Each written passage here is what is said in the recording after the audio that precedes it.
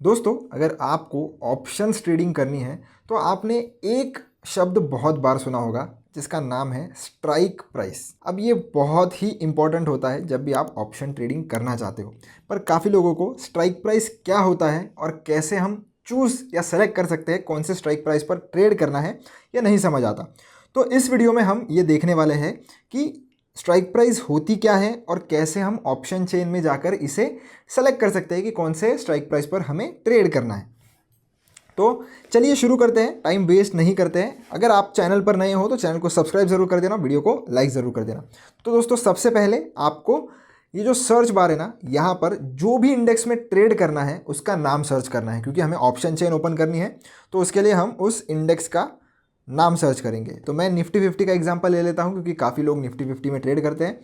तो उसके सामने ऐसा इंडाइसेस लिखा हुआ आएगा, उस वाले स्क्रिप्ट पर आपको क्लिक करना है और यहाँ पर ऑप्शन चेन जो है उस पर क्लिक करके ऑप्शन चेन ओपन कर लेनी है। अब इधर बहुत सारी चीज़ें आपको देखने के लिए मिलेगी, घबराइए मत, सारी चीज़ों को इन डिटेल समझेंगे। तो सबसे सेंटर में आपको दिख जाता है स्ट्राइक, उसके लेफ्ट साइड में आपको हमेशा कॉल का डेटा दिखेगा और राइट साइड में आपको हमेशा पुट का डेटा दिखेगा। उसके लेफ्ट में आपको चेंज इन कॉल ओआई दिखेगा और उसके राइट में चेंज इन पुट ओआई दिखेगा। अब ओआई मतलब क्या? ओआई मतलब ओपन इंटरेस्ट। तो जितने भी आपको यहाँ पर चीज़ें दिख रही है ये इतना ओपन इंटरेस्ट है। अब जब भी आप ऑप्शन चेन पढ़ते हो आपको ध्यान रखना है, हमेशा पढ़नी है सेलर्स के पर्सपेक्टिव से। सेलर्स के पर्सपेक्टिव से मतलब कि ऑप्शन सेलर्स के पर्सपेक्टिव से, ना कि ऑप्शन बायर्स के पर्सपेक्टिव से।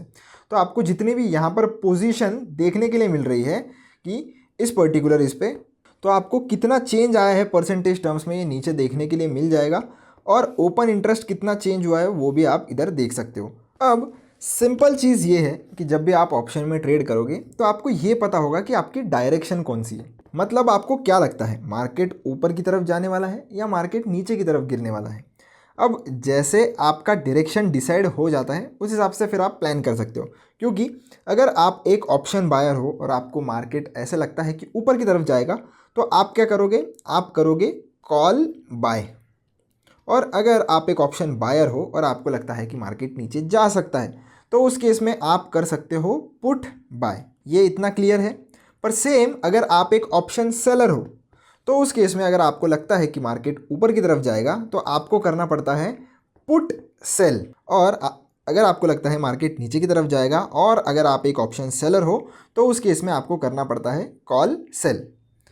अब ये चीज़ें आपके लिए कंफ्यूजिंग हो सकती है, तो इसके लिए मैं आपको एक ट्रिक बताता हूँ कि याद कैसे रखना है। सिंपली समझिए, एक चीज़ याद रखिए, जो भी साइड आप कंफर्टेबल हो, चाहे आप कॉल साइड कंफर्टेबल हो चाहे आप पुट साइड कंफर्टेबल हो, एक चीज़ समझ लीजिए, जब भी मार्केट ऊपर जाता है तो कॉल की प्राइस बढ़ती है, बराबर। अब अगर आप एक ऑप्शन सेलर हो और अगर आप कॉल बेचते हो तो कॉल की प्राइस कब बढ़ती है? जब मार्केट ऊपर जाता है।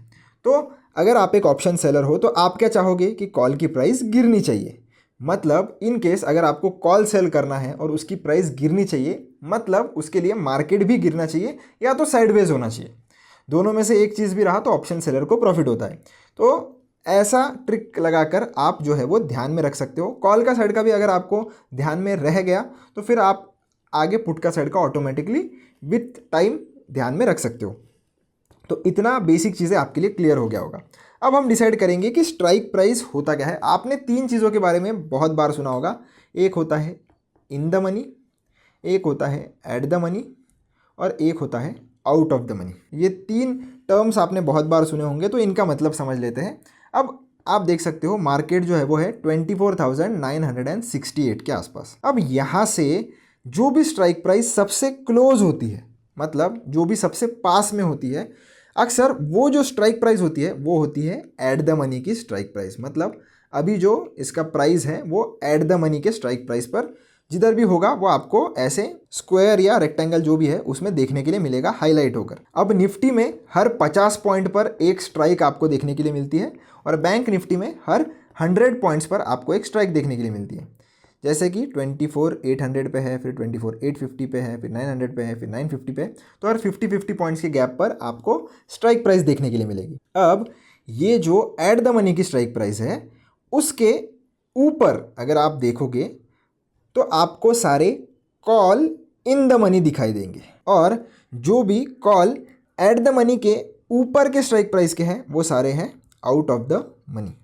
मतलब जिधर से मार्केट ऑलरेडी क्रॉस होकर ऊपर जा चुका है वो सारा हो जाता है कॉल के साइड में इन द मनी, और जहाँ पर भी मार्केट अभी बढ़ रहा है, मतलब ये जो सारी स्ट्राइक प्राइस है वो तो अभी मार्केट में आई नहीं है। क्यों? क्योंकि मार्केट कहाँ पर है? मार्केट है 24,970 के आसपास। तो अभी तक 25,000 नहीं आया है, 25,050 नहीं आया है।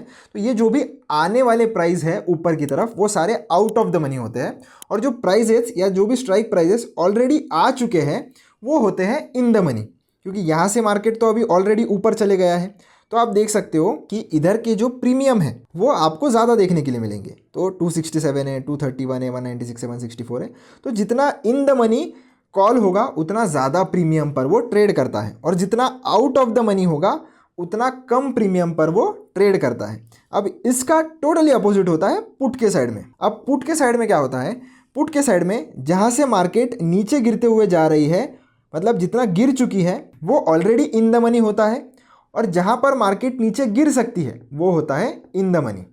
तो मैं एक बार आपको टाइप करके बता भी देता हूँ। तो यहाँ पर इन द मनी होता है, यहाँ पर इन द मनी होता है, ये आउट ऑफ द मनी होता है, ये आउट ऑफ द मनी होता है, और ये जो है ये होता है एट द मनी। तो ये ऐसे जो है वो ऑप्शन चेन काम करती है। बहुत ही सिंपल है। अगर आप मल्टीपल टाइम ऑप्शन चेन पढ़ोगे, ऑप्शन चेन थोड़ा ट्रैक करोगे तो आपको ये चीज़ें जो है वो काफ़ी ज़्यादा अच्छे से समझ जाएगी, और फिर आपको ध्यान में, मतलब उसको लर्न करने की ज़रूरत नहीं पड़ेगी, आपको ऑटोमेटिकली चीज़ें समझ में आ जाएगी।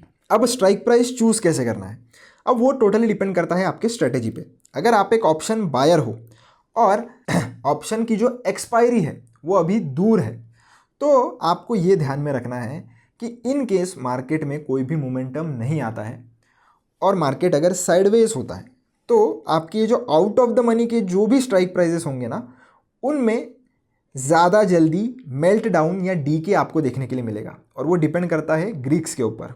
तो ग्रीक्स में अगर आप आओगे और थीटा अगर हम देखेंगे तो थीटा आप देख सकते हो पर्टिकुलरली जो भी आउट ऑफ द मनी है, जो भी ये कॉल्स जो है वो आउट ऑफ द मनी है, उसमें आपको थीटा की वैल्यू थोड़ी ज़्यादा देखने के लिए मिलेगी। क्यों?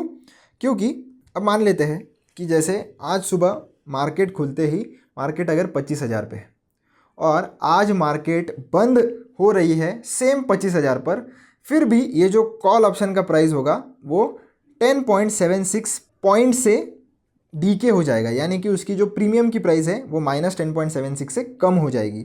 तो यही मतलब होता है थीटा का। और आपको स्ट्राइक प्राइस हमेशा उसी हिसाब से सेलेक्ट करनी है जिस हिसाब से आपकी ट्रेडिंग स्टाइल है। अब इन केस आपको ऐसे लगता है कि मार्केट ऊपर की तरफ जा सकता है और अभी आज ही एक्सपायरी है, और आपको बड़ा रिवॉर्ड अगर चाहिए होगा, क्योंकि जितने जल्दी आउट ऑफ द मनी के प्रीमियम बढ़ते हैं, इन केस कोई भी बड़ा मूव आता है तो आउट ऑफ द मनी जो भी होगा उसके प्रीमियम बहुत तेज़ी से बढ़ेंगे। मतलब आप छोटी इन्वेस्टमेंट में बड़ा पैसा बना सकते हो। और इन द मनी का फ़ायदा ये होता है कि इन द मनी में थीटा डीके की वजह से जो प्रीमियम डीके होगा ना वो बहुत ही कम होता है।